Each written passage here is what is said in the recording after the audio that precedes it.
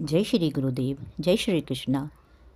जैसा कि आप सभी जानते हैं कि महीने के 11वें दिन को एकादशी तिथि के नाम से जाना जाता है और यह तिथि अत्यंत विशेष होती है क्योंकि इस दिन भगवान श्री हरि के निमित्त व्रत रखा जाता है, जो कि सभी व्रतों में श्रेष्ठ माना जाता है। किंतु इस दिन यदि त्रिस्पर्शा एकादशी पड़ जाए तो वह अत्यंत ही शुभकारी और फलदायी मानी जाती है, क्योंकि यह एकादशी भगवान को अत्यंत प्रिय है। तो आइए जानते हैं त्रिस्पर्शा एकादशी कौन सी होती है। तो जब एक ही दिन एकादशी, द्वादशी तथा रात्रि के अंतिम पहर में त्रयोदशी हो तो उसे त्रिस्पर्शा एकादशी समझना चाहिए। उसमें दशमी का लेश मात्र भी नहीं होता है। वैसे भी दशमी युक्त एकादशी का व्रत कभी भी नहीं करना चाहिए, क्योंकि देव नदी गंगा को भगवान श्री कृष्ण ऐसी एकादशी का दोष बताते हुए कहते हैं कि मैं एकादशी व्रत में दशमी वेद का दोष कभी क्षमा नहीं करता। इसीलिए जो भी व्यक्ति दशमी युक्त एकादशी करता है, ऐसा करने से उसके करोड़ों जन्मों के किए हुए पुण्य नाश हो जाते हैं और उसकी संतान का भी नाश हो जाता है। वह व्यक्ति अपने वंश को स्वर्ग से गिरा देता है और रौरव आदि नरकों में पहुंचा देता है। इसीलिए व्यक्ति को कभी भी भूल कर भी दशमी युक्त एकादशी का व्रत नहीं करना चाहिए।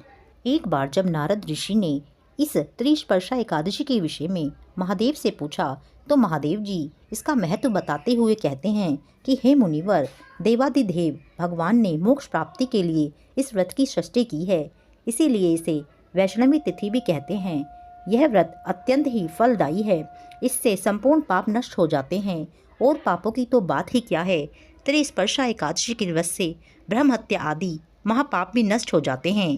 प्रयाग में मृत्यु होने से तथा द्वारका में श्री कृष्ण के निकट गोमती में स्नान करने से शाश्वत मोक्ष प्राप्त होता है, किंतु त्रिस्पर्शा एकादशी का उपवास करने से घर पर ही मुक्ति हो जाती है। महादेव जी कहते हैं कि हे ब्राह्मण, त्रिस्पर्शा व्रत का यह अद्भुत उपाख्यान सुनकर मनुष्य गंगा तीर्थ में स्नान करने का पुण्य फल प्राप्त करता है। त्रिस्पर्शा के उपवास से 1000 अश्वमेध और 100 वाजपेयी यज्ञों का फल मिलता है। यह व्रत करने वाला पुरुष पितृकुल, मातकुल तथा अपनी पत्नी के कुल के सहित विष्णु लोक में प्रतिष्ठित होता है। करोड़ों तीर्थों में जो पुण्य तथा करोड़ों क्षेत्रों में जो फल मिलता है, वह त्रिस्पर्शा एकादशी के उपवास मात्र से ही मनुष्य प्राप्त कर लेता है।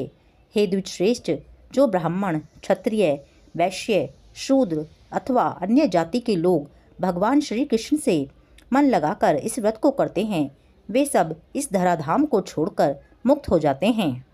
इस बार त्रिस्पर्शा एकादशी कल अर्थात 14 अक्टूबर को पड़ रही है, क्योंकि कल ऐसा ही अद्भुत संयोग बन रहा है, क्योंकि कल सूर्योदय के बाद 6:42 तक एकादशी तिथि है और 6:42 के बाद से द्वादशी तिथि आरंभ हो जाएगी और इसी दिन रात्रि के अंतिम प्रहर में 3:43 से त्रयोदशी तिथि आरंभ हो जाएगी। इस प्रकार इस दिन अर्थात 3 तिथियों का स्पर्श हो रहा है।